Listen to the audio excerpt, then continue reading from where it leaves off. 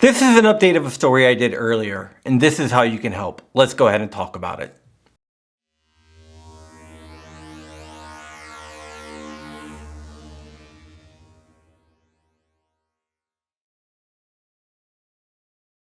Hey Wolverines, it's John Crump, and today we're going to be talking about a story that I did a while ago, so I'm going to skip all the go to my locals and subscribe stuff just so we can get into the story, because there's someone out there that needs more help than I do, and that is LaToya Crab. LaToya Crab is being prosecuted unjustly for self-defense by a state that does not believe in the right to self-defense. Now, I've told the story of LaToya Crab before, but I'm going to tell it again in case you are not familiar with what is going on. LaToya Crab is a lieutenant commander in the Public Health Service. PHS is one of the branches of the Uniformed Services. They deploy and they serve their country with dignity. They are doctors, pharmacists, and nurses, and they go around and put themselves in harm's way to protect you. LaToya was no different. She served her country with dignity. Her only mistake was marrying a guy with a criminal arrest record who threatened to hurt her and her family. Remember, you can get a restraining order, but that is only a piece of paper. Because of her ex-husband, or soon-to-be ex-husband's violent tendencies, she got a gun because he was threatening to hurt her and her family. And it turned out that she would need that gun. LaToya moved in with her mom, Maryland, and she started receiving threatening text messages from her husband. Police really didn't do anything about it, so she was afraid.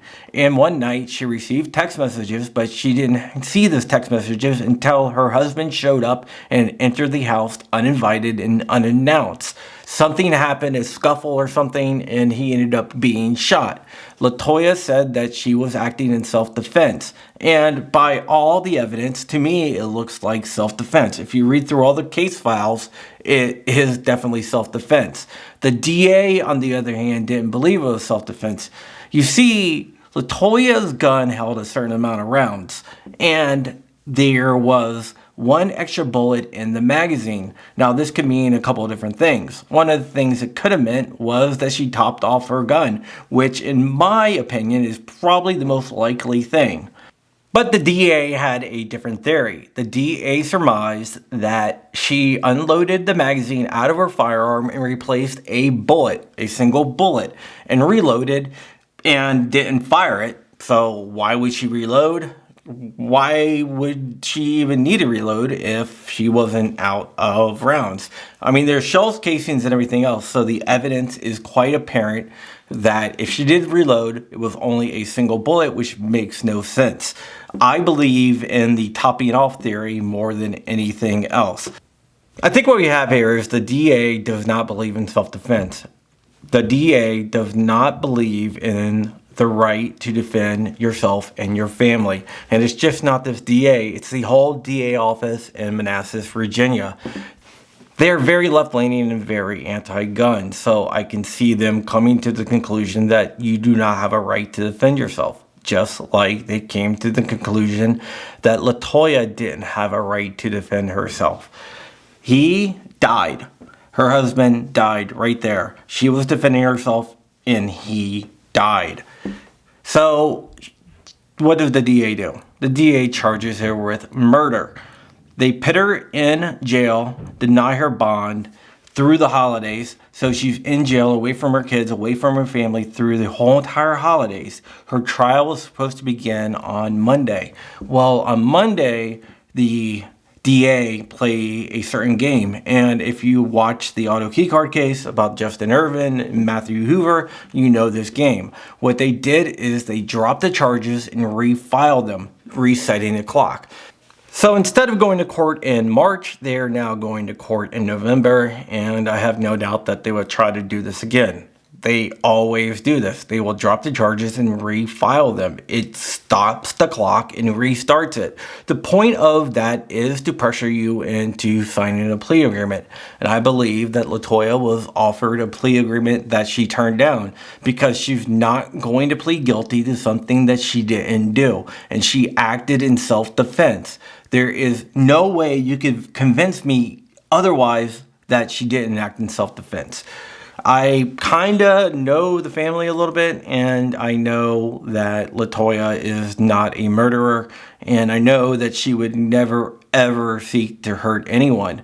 Yet she was forced to do so, and now she's being prosecuted for acting in self-defense. Luckily, she did get bond and she's out with the ankle monitor, but her fight is far from over. Now, this is where you can come in and help out. I speak to LaToya's mom pretty regularly, so I know exactly what they're going through. And her mom is doing everything possible to afford her daughter the best case that she can have to defend herself by stating self-defense. That cost a lot of money. Her mom has dipped into all her savings to try to save LaToya's life, because this is what it is. It's basically saving her life.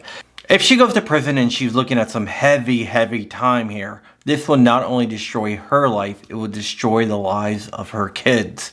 And we all know parents are the most important thing in a kid's life, and you're going to take away both parents from those kids.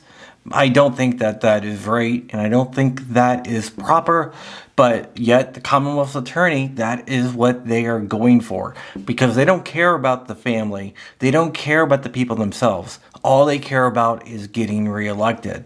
The DA's office has no morals about prosecuting someone that is innocent. I remember growing up, I used to look at DAs and criminal prosecution attorneys and think that they were the righteous ones. And what I have found out at my older age is usually they're not the righteous ones. The righteous ones are the ones that defend the innocent.